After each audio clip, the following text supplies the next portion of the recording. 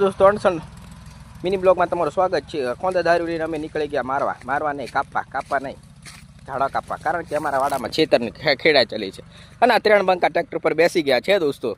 અને આવે છે ઘમાઘમ કરતા અને બગલા પણ ઉડતા આવે છે. બધે સિટીમાં બગલા જોયા છે પણ અમારે ખેતરવેદી બગલા તો મસ્ત મજાની ખેડ થઈ રહી છે દોસ્તો. ઓકે,